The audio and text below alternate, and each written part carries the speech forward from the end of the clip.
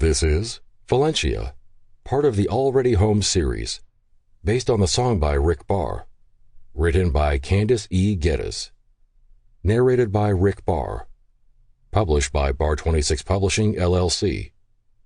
Author copyright 2022 by Kandice Geddes. Production copyright 2022 by Barr 26 Publishing, LLC. Song copyright 2021 by Barr. All rights reserved. Chapter 1. Clearwater Falls, Wisconsin, March 26, 1917. Valentia Brocato shivered as she hunched over the loaf of bread she just purchased inside the Schlegelmilch bakery, her eyes drooping with the effort it took to keep herself awake. She'd already experienced a long journey across the Atlantic and several separate junctures from New York to Wisconsin, and the fatigue, she feared, may never quite leave her. She pulled the coat tighter around her shoulders, wondering how any place in the world could be this cold. A spark of homesickness for the coast of the Mediterranean struck her, for the home she'd once known. But nothing, not even the cold of Wisconsin, could ever convince her to return to the life she'd fled. Her stomach grumbled as she wiggled her fingers over the bread, trying to soak in the last of its warmth before she forced herself to eat only a morsel. I need to make it last.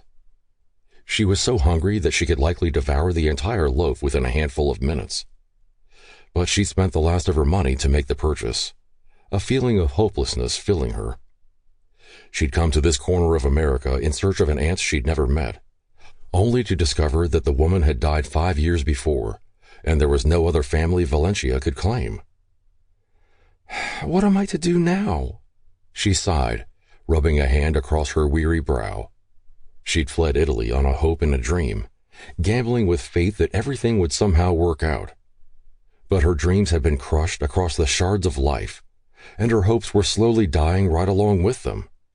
She was homeless, penniless, and in a foreign land with no one to turn to and no friendly ear to confide in.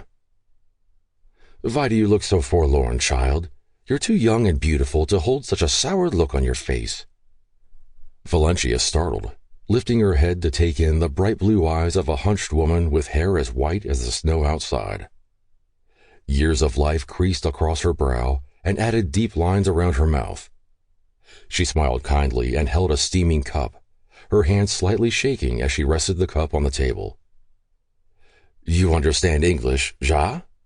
The woman asked, her own English broken by a distinct German accent. Sample complete. Ready to continue?